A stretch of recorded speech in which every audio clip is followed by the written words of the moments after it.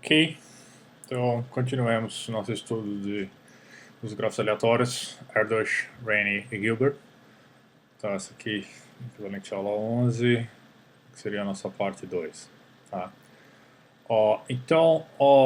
No fim da aula anterior, a gente mostrou que se a gente tivesse num grafo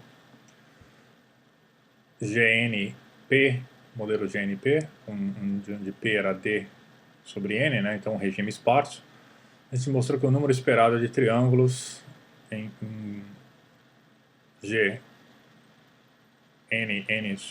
D sobre N era, no caso né, D ao cubo sobre 6. Tá? Vamos só relembrar como é que a gente fez isso. Foi bem simples, né? A gente definiu uma variável aleatória delta IJK para qualquer triplo de vértices IJK distintos.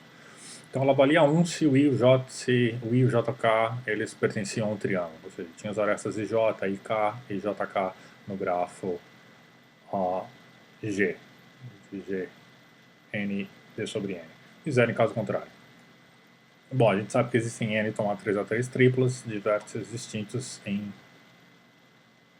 com valores de 1 até N, e a gente calculou a esperança do delta IJK, era assim, bem fácil calcular, né? Então era D sobre N, tudo isso ao cubo. E aí, por linearidade de esperança, a gente achou que a esperança de delta era o número de triângulos, né, no grafo todo, é simplesmente a esperança da soma, que é a soma das esperanças, que dava aproximadamente D ao cubo sobre 6. Tá? E aí o nosso próximo passo é um resultado de concentração. A gente vai aplicar uma desigualdade de concentração para achar um resultado de concentração para delta. Por quê? Bom, porque a gente viu aquela história, quem garante que os triângulos não estão, todos os possíveis triângulos não estão numa fração pequena dos grafos, e os demais não tem triângulo nenhum. Então, eles estão basicamente bem espalhados. Então, à medida que o n cresce, não tem perigo de o grafo ficar com probabilidade de não ter triângulo muito baixa. Mas, claro que, olha, o número de triângulos que a gente espera num grafo esparso já é baixo. Tá? Então, bom, como é que isso funciona? A gente tem que calcular a variância de delta para usar uma desigualdade de concentração. Vamos usar Chebyshev, tá? Porque Markov não vai mostrar nada nisso aqui, né? Tá? Você pode fazer como exercício.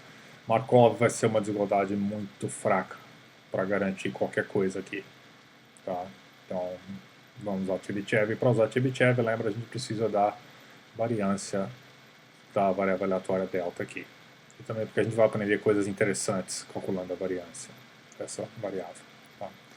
Então, bom, para calcular a variância, a gente precisa da esperança do delta ao quadrado, né? Tá? E a esperança do delta ao quadrado nada mais é do que a esperança da soma em IJK de delta IJK vezes o produto da delta IJK soma em JK. Obviamente, a gente já fez isso para a matriz, eu não vou escrever I, J e K aqui de novo, podia, né? As variáveis I, J, K aqui, os vértices nessa lado direito seriam completamente independentes dos vértices do lado esquerdo. Mas a chance da gente se confundir na hora da escrita é muito grande. Então, eu simplesmente vou trocar o índice. Então, a gente tem I, J, K no primeiro somatório e P, Q, R no segundo somatório. Tá? Então, é o produto dessas duas coisas. E não é difícil perceber que a hora que a gente abre o produto aqui, são apenas duas variáveis envolvidas, tá? Isso aqui vai dar a mesma coisa que a soma em I, J e K para I menor que J menor que K, e a soma em P, Q, R para P menor que Q menor que R, e da esperança do delta IJK vezes o delta do P, Q, R. Tá? Então, ok, agora a gente precisa calcular então a esperança dessas variáveis aqui. Tá? JK. Uau! O JPQR. Não devia estar pintando tudo de verde ali, não sei o que está acontecendo. Depois é white aqui. Aqui já não pintou, por exemplo. Ok. Então, uma observação importante. Tá? O que? As variáveis indicadoras delta IJK e delta PQR, elas não são independentes. Tá? Por quê? Porque os triângulos podem compartilhar arestas, né? Tá? A gente está falando de dois triângulos agora e eles podem compartilhar arestas. Tá? De que jeito? Bom, a gente pode ter os dois triângulos. Tá, tudo bem, talvez os dois triângulos fossem desse jeito, completamente independentes. Eles não compartilham aresta nenhuma. Tá? No caso que assim, olha, de repente eles não compartilham aresta nenhuma. Então, ó, a gente tem lá que o IJKPQR tem que ser maior ou igual a 5. Por que maior ou igual a 5? Bom, porque o triângulo podia ser dessa forma aqui, né? Aí esse vértice podia ser compartilhado com aquele ali. Ups. De repente tem um vértice só compartilhando, mas nenhuma aresta ainda é compartilhada. Então isso ainda é possível. Tá? Outra possibilidade seria isso aqui, né? A gente tem um triângulo aqui e tem outro triângulo aqui e eles compartilham uma aresta. Devia ter desenhado assim um pouco melhor, né? Mas aqui é uma aresta comum aos dois triângulos. Vai. Imagina que o desenho não está tão ruim assim. Então, nesse caso, o conjunto dos vértices tem cardinalidade 4. Tá? Bom, não dá para dois triângulos distintos compartilharem apenas duas arestas, né? Tá?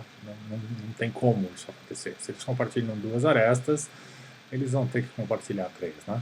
Tá? Então a gente podia ter o próximo caso algo desse tipo aqui, né? A gente tem simplesmente o I, o J e o K, o P e o R, são variáveis diferentes, mas eles compartilham as três arestas, então a gente tem apenas três vértices distintos. Tá? Então esses são os casos que a gente tem que analisar. Tá? Os três casos. Ou quando as 6 arestas são distintas, ou quando a gente só tem 5 arestas distintas, ou quando a gente só tem 3 arestas distintas. Tá? Então, como é que a gente faz isso? Bom, caso a caso. Tá? Por que a gente está levando essa em consideração? Bom, lembra que a variância da soma não é a soma das variâncias quando as variáveis não são independentes, o que é o caso aqui. Então a variância da soma é a soma das variâncias mais a soma das covariâncias para todos os pares possíveis. Tá? Então é isso que a gente está fazendo aqui. Você viu que a gente pegou dois triângulos e vimos as três possibilidades de pares possíveis. Então o que a gente vai fazer é que a gente vai calcular a covariância desses caras. Tá? Então, imagina aqui que a gente tem, só por questão de facilitar a notação, tem o conjunto S0, são pares de tuplas, né? Dois pares de tuplas, tem um triângulo representando um triângulo 1, tem dois representando um triângulo 2. Então aqui, olha, os vértices dos triângulos são pelo menos 5. Tá? Ou seja, os triângulos não têm, eles têm no máximo um vértice em comum. Tá? As arestas são todas distintas. Tá? Então a gente tem o que nesse caso aqui? Bom, nesse caso a gente tem que a esperança do delta JK e o delta PQR para esse caso, que os triângulos têm no máximo um vértice em comum. Tá bom, a esperança do produto é o produto da esperança, tá? Quando as variáveis são independentes. E nesse caso, funciona, por quê? Porque quando a gente tem no máximo um vértice em comum, realmente todas as arestas envolvidas são independentes, né? Uma não tem nada a ver com a outra. Então, bom, isso aqui é menor ou igual a a gente fazer a soma em todas as possíveis triplas, todos os possíveis pares de triplas, né?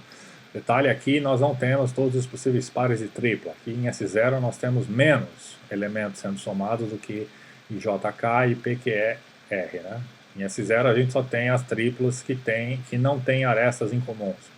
Tá? Mas olha, a gente fez o distributo e a gente pode fazer uma aproximação por isso aqui. Por quê? Bom, porque de repente talvez o número de triângulos que compartilham arestas não é tão grande assim. Tá? Vamos ver o caso. E é verdade. Tá? Então, bom, o que interessa é que essa soma aqui é fácil de calcular, vai ser a esperança ao quadrado do delta. E a esperança do delta a gente já calculou na aula passada, então a gente tem, que a gente sabe que é t ao cubo sobre 6, então aqui a gente tem a esperança ao quadrado. Então, desde que realmente o S0 não seja muito menor do que esse conjunto todo aqui, essa conta vale. Então, isso está em adendo ainda. Bom, qual é a segunda possibilidade? A segunda possibilidade, a gente tem lá que os triângulos compartilham uma aresta. Né? Então, Ó, a gente tem exatamente o que? A gente tem exatamente 4 vértices diferentes, né? Lembra, a possibilidade era aquela ali, né? A gente tinha esse triângulo e depois tinha esse triângulo aqui. Tá? Eles estavam lá com uma aresta em comum. Então lembra que a gente tem aqui um vértice, 2 vértices, 3 vértices, 4 vértices. Tá? Então a gente tem N tomado 4 a 4 maneiras de selecionarmos os 4 vértices distintos, que vão estar nesses dois triângulos. E desses 4, a gente tem 4 tomado 2 a 2 formas de escolhermos os 2 vértices que vão estar em comum. São esses caras aqui. Esse aqui e esse aqui. Tá? E aí qual é a probabilidade de a gente ter essas 5 arestas aqui existindo? Bom, nada mais é do que P elevado a 5, né? Que vai ser D sobre N elevado a quinta. Tá? Então, no fundo, a probabilidade da gente ter esse caso aqui, tá, acontecendo no gráfico, é o quê? N tomado 4 a 4, vezes 4 tomado 2 a 2, vezes D a quinta sobre N a quinta.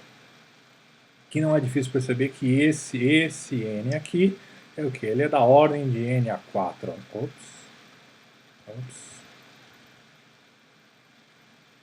Ele é da ordem de N a 4, né? Tá? Não é exatamente, mas olha, N, N-1, N-2, que multiplica N-3, é da ordem de N a 4. Aí esse 4 aqui, aquele 4 lá cancela, aí tem um 2 lá que multiplica por 2, tá? Mas é uma constante. Então, bom, tem um N a quarta, D a quinta aqui no numerador, mas tem um N a quinta no denominador. Então, ó, isso aqui vai dar ordem de D a quinta sobre N, tá? Então, escondendo constantes aqui, tá? De termos de menor ordem. Tá, mas então o que acontece aqui é que a probabilidade desse caso é da ordem de D a quinta sobre N, tá? Que é Ozinho de N sobre 1, né? Ou seja, isso aqui tende a zero quando o N tende a infinito, né?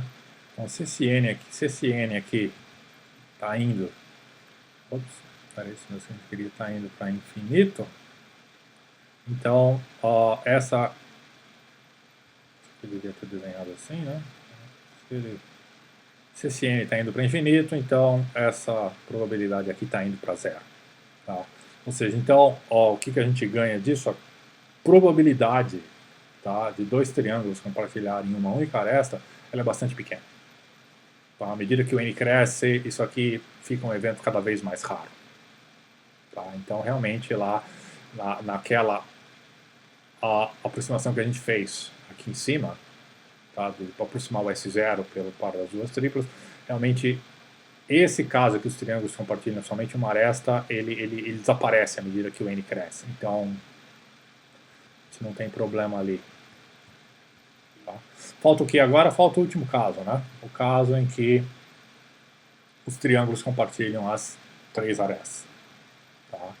Então, a terceira possibilidade, olha, os pares são iguais. Tá?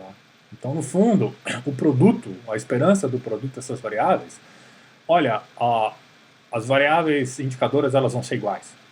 Tá? O delta IJK vai ser igual ao delta PKJ. Então, as duas vão ser 1 ou as duas vão ser 0. Tá? Ou seja, que é exatamente igual à esperança do IJK. Tá? Então, uma variável aleatória indicadora absorve completamente a outra, né? Porque elas representam o mesmo objeto. Tá? Então, isso fornece simplesmente uma contribuição de E de delta ao cálculo. Então, no fundo, a gente tem o quê? A gente tem colocando todas as modalidades, todas as possibilidades e os cálculos que a gente fez numa equação. A gente tem que a esperança de delta ao quadrado, que é o que a gente quer, é menor ou igual à esperança quadrada de delta. Por quê? Porque a gente fez uma aproximação lá no cálculo, quando os triângulos não tinham aresta nenhuma em comum. Mais a esperança de delta, que vem quando os triângulos têm todas as 3 arestas em comum. Mais uma probabilidade bem pequena que tende a zero quando o N tende a infinito. Tá? Portanto, a gente sabe o quê? Que a variância de delta nada mais é que a esperança do delta ao quadrado menos a esperança quadrada de delta. Tá? Então, a gente sabe que a esperança desse cara aqui é menor ou igual a isso tudo aqui. E, bom, a esperança ao quadrado de delta menos a esperança ao quadrado de delta desaparece, então isso aqui vai dar a esperança de delta mais o pequeno O de 1. E a esperança de delta a gente sabe que é D ao cubo sobre 6, que foi calculado mais o Ozinho de 1. Tá? Então, no fundo, olha, a variância do delta, ou seja, a variância do número de triângulos é a esperança mais uma coisa bem pequenininha, tá? Uma coisa que desaparece. Tá? Ou seja, então a variância não é ela tem exatamente o mesmo, assintoticamente, ela tem o mesmo tamanho da, da, da esperança, tá? Com alguma coisinha a mais que desaparece à medida que o n tende a infinito. Então, para que G, então, o G de ND, nesse caso aqui, não tenha triângulos, tá? Ou seja, imagina um caso lá que a gente sorteia um grafo aqui e ele não tem triângulo. Tá, qual é a chance disso? Bom, a chance disso, então, é que o número de triângulos ele tem que diferir pelo valor esperado, pelo menos o valor esperado, né? Para que seja zero, ou seja, a variância tem que ser o valor dessa variável menos o valor da esperança tem que ser pelo menos maior ou igual à esperança, tá? Para que a conta tenha pelo menos zero e o grafo não tenha triângulo nenhum. Tá? Então isso é o segundo momento que a gente chama, tá? Então, invocando a desigualdade de Chebyshev, a probabilidade que o grafo não tenha triângulo nenhum, ou seja, que o delta seja igual a zero, ela é menor ou igual ao quê? Ela é menor ou igual ao módulo do delta menos a esperança do delta, ser maior ou igual à própria esperança do delta. Tá? E usando o Chebyshev aqui, a gente sabe que isso aqui é menor ou igual à variância de delta sobre a esperança ao quadrado do delta. Tá? E a variância a gente acabou de calcular aqui em cima, que é d ao cubo sobre 6 mais O de 1, e a esperança ao quadrado aqui é d a sexta mais sobre 36. Isso aqui vai dar basicamente 6 sobre d ao cubo mais O de 1. Ou seja, o O de 1 aqui, então, à medida que o n cresce, ele vai para zero. Então, só que a probabilidade disso é 6 sobre o d ao cubo. Ah, se o d ao cubo for bem pequenininho, esse negócio aqui ainda fica maior do que 1. Nossa, a probabilidade aqui menor ou igual a 1 é trivial. Mas à medida que o d cresce, pensa agora num caso prático, que o d é um valor 100, 200. Lembra que o d está dando o grau médio do grafo, né? Grau médio dos versos. Tá? Então, obviamente, isso aqui é um valor bem pequeno, né? Isso aqui pode ficar bem pequenininho. Então, uma análise um pouquinho mais justa do que a gente fez aqui. A gente já tinha falado isso no fim da última aula, E vamos lembrar o que? Bom, o que a gente mostrou, na verdade? A gente mostrou, olha, que se o D for maior do que a raiz cúbica de 6, então a probabilidade do triângulo ser igual, a probabilidade do número de triângulo ser igual a zero é menor do que 1. Tá? Só isso já importa, né? Esse caso aqui. Então, isso indica o quê? Isso indica que a probabilidade é não nula. Então, se a probabilidade do grafo ter triângulo é não nula, então é porque o grafo tem triângulo. Tá? Um uso de desigualdade aqui. Se a probabilidade é menor do que 1, então significa que, olha, que a probabilidade do delta, então, ser maior do que zero também é maior do que zero.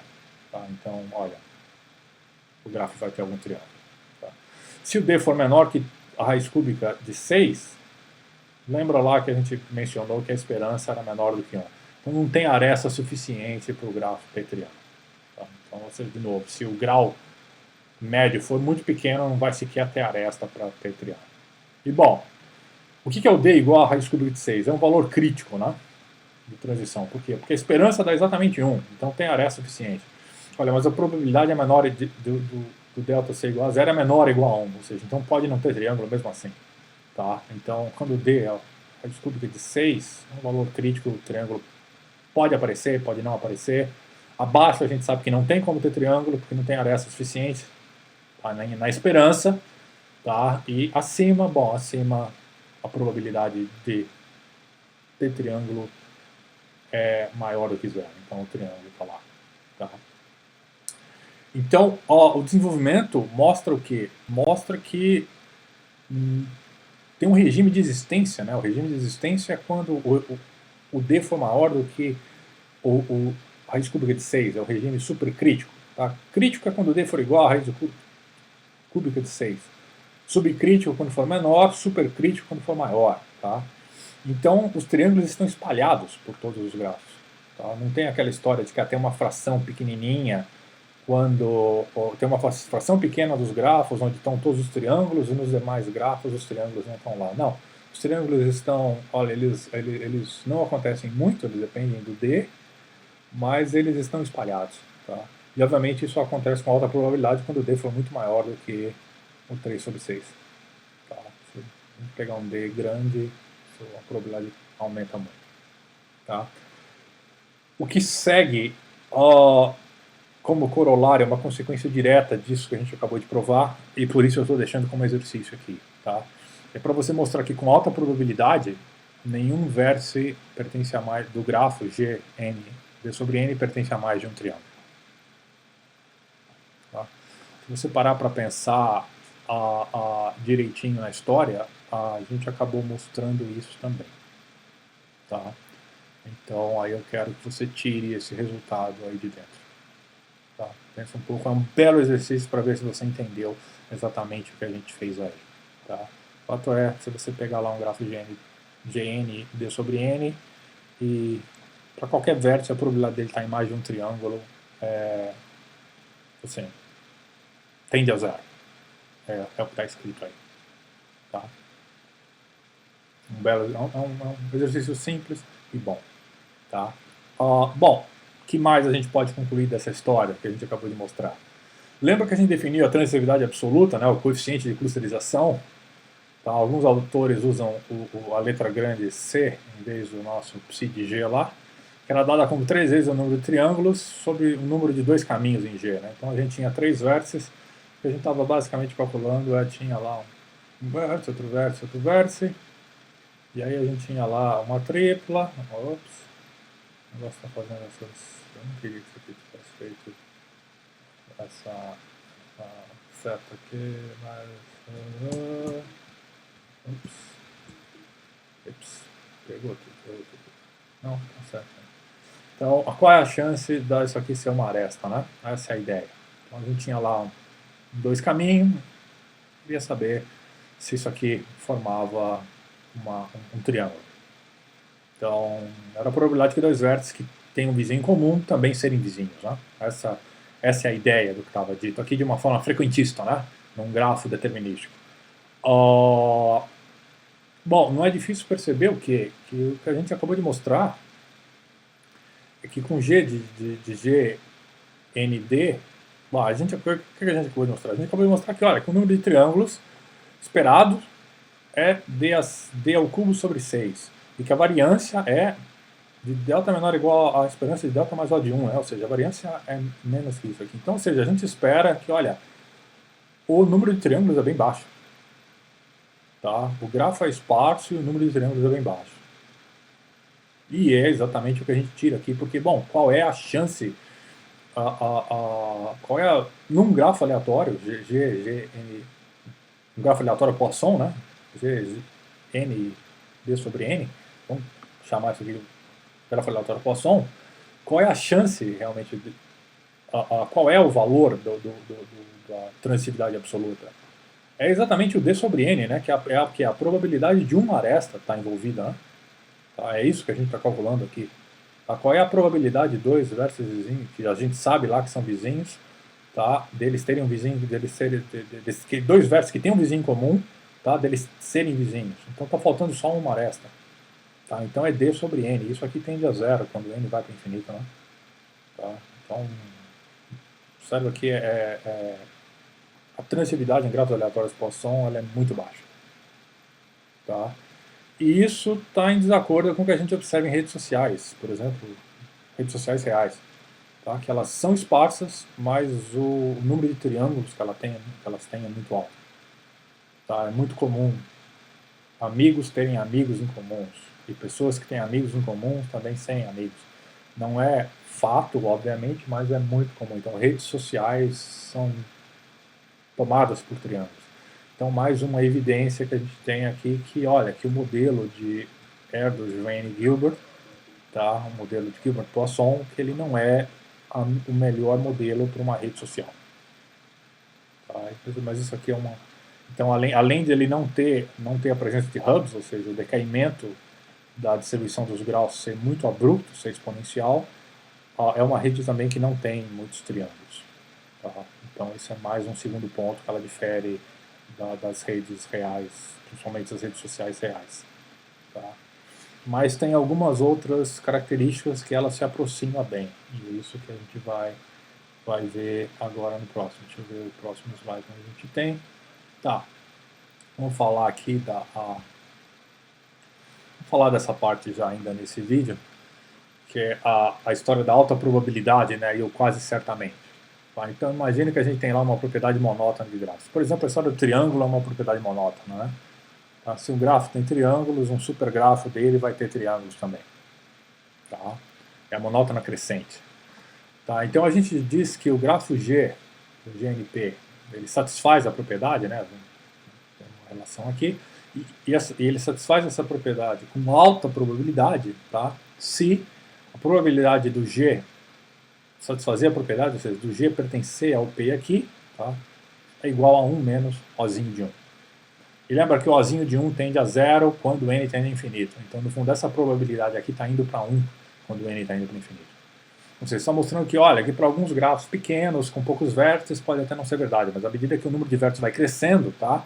A probabilidade do G satisfazer a propriedade está aumentando, aumentando, até que no limite ela vai se tornar 1. Ou seja, no limite todo grafo vai satisfazer a propriedade. Tá?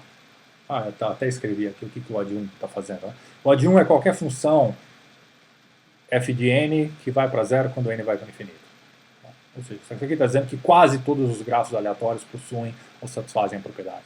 Tá? Tem uma coleção lá quando n é pequeno que não satisfaz. Olha, mas essa coleção é pequena. Lembra que o número de grafos ele cresce quando 2 elevado a 2 tomado n a 2 a 2, né? 2 elevado a n tomado 2 a 2 é o número de arestas, né? Que n tomado 2 a 2 é o número de arestas que a gente pode ter. E cada aresta pode ou não estar no grafo, né? Então a gente tem lá 2 elevado a n tomado 2 a 2. Um crescimento da ordem de 2 elevado a n quadrada, né? Tá? Que é um crescimento... Quando n cresce, esse valor cresce...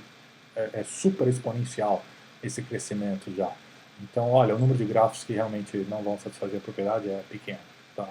Então, a gente diz, numa situação desse tipo aqui, que a propriedade é quase certamente, é satisfeita quase certamente ou com quase certeza. Tá? Então, a gente diz que satisfaz com alta probabilidade, ou que a probabilidade é quase certamente satisfeita, ou satisfeita com quase certeza. De forma simétrica, quando a gente diz que o G não satisfaz a propriedade com alta probabilidade, se a probabilidade de satisfazer a propriedade for somente Ozinho de 1. Ou seja, ela tende a 0 quando n tende a infinito. Tá? Eles são análogos. Então isso que significa alta probabilidade. Então, no caso do triângulo que a gente fez, na verdade, para ser preciso, a gente tinha que parametrizar o dzinho lá, não como uma constante, mas como uma função de crescimento baixo. Tá? Por exemplo, log de n sobre n. Então o P ainda iria para o D, ainda funcionaria daquele jeito. Então vamos fazer as contas um pouco mais para frente. Então voltando aqui aos triângulos. Tá? Então imagina que, vamos chamar de P de delta aqui a propriedade livre de triângulos. Tá? Nesse caso a gente sabe lá que o P de delta vale com quase certeza quando o D for menor que raiz cúbica de 6. Por quê? Porque lembra, a probabilidade lá é D sobre N, então a gente calcula lá a probabilidade das chances das arestas estarem lá, então vai para 1 menos Ozinho de 1. Tá? Mais interessante do que o valor em si, da raiz cúbica de 6, é a ordem de grandeza, né, do D sobre N. Aqui, tá? Isso aqui que realmente é mais interessante. Tá? Especificamente, o grafo GNP ele não tem triângulos, com quase certeza, se o Pzinho for Ozinho de 1 sobre n, ou seja, uma função que cresce mais lento do que Ozinho de 1 sobre n. Tá? Ou seja, se a gente pegar o D como n menos 1 sobre n, ou D como 1 sobre log de n, ou D como 1 sobre log de n, tá? Entre outros, isso aqui é o Dzinho igual a Ozinho de 1, ou seja, o D vai para 0. Tá? Então, com quase certeza, o grafo não vai ter triângulos. Em compensação, se a gente pegar um P que é maior do que 1 sobre n, ou seja, um omegazinho de 1 sobre n, ou seja, o D é log n, ou D é log n, ou D até mesmo n, 1 menos epsilon, observe que agora aqui o grafo já não é mais esparso, né, nesse regime. Tá? Ou seja, para qualquer D que ele seja omega de 1, ou seja, ele vai para 0. Então o grafo vai ter triângulo com quase certeza. Tá? De novo, um grafo esparso, como a gente fez a análise lá, um grafo esparso tem poucos triângulos. Tá? A gente pode mudar a parametrização do grau. Então a gente já viu que, olha, aqui não, ele tem poucos triângulos, mas ele tem triângulos. Então, ele tem triângulos, mas ele tem poucos triângulos, dependendo do valor do D lá na escala. Tá? Se a gente, o D sendo constante, se a gente parametrizar o D de uma forma que ele cresça mais rapidamente com N, então, obviamente, o número de arestas vai aumentar e a probabilidade de ter triângulo vai aumentar, ela vai tender a 1. Então, daí é com quase certeza. Tá? E se a gente diminuir for um valor menor que uma constante, ou seja, algo que vá para zero, então, ele, com quase certeza, ele não vai ter triângulos. Tá? Essa é a parametrização que a gente fez aqui. Então, a parte interessante nessa história é que tem uma mudança de quadro acontecendo aqui, né? Então, o grafo aleatório ele vai do seguinte quadro, de não possuir triângulos com quase certeza, ou seja, com alta probabilidade ele não possui triângulos, ele vai para um quadro que com alta probabilidade ele possui triângulos, ou seja, ele possui triângulos com quase certeza. E essa mudança ocorre em torno da probabilidade do P ser o Big Theta aqui de 1 sobre N, ou seja, ser uma constante D sobre N aqui. Tá? Se o D for constante D sobre N, a gente tem lá até o valor, mas o valor é interessante para uma análise fina, se o grafo possui aresta ou não, suficiente para ter triângulo ou não, mas a gente sabe que se tem, os triângulos estão espalhados. Mas o fato é que, olha, em torno desse valor de probabilidade aqui, 1 sobre N, que é o que dá, uma constante que é o sobre N, que é o que dá para a gente o grafo esparso, né? Tem uma mudança de quadro aqui, o que a gente chama de uma transição de fase. Tá? Onde, para qualquer probabilidade que seja menor do que isso aqui, tá? O Azinho de 1 sobre N aqui, a gente botou aqui, a gente está num quadro que não possui triângulos com quase certeza. Lembra? Pode acontecer em grafos pequenos, ou até mesmo em grafos de tamanho médio, de a probabilidade é baixa, mas o triângulo aparece. Não, mas olhando para o quadro macro. Tá? Então, com quase certeza, a gente não vai ter triângulos. Em compensação, quando a gente passa para um D, um valor de P que é maior do que isso aqui, ou seja, como se o D fosse agora esse ômega de 1 sobre N, né?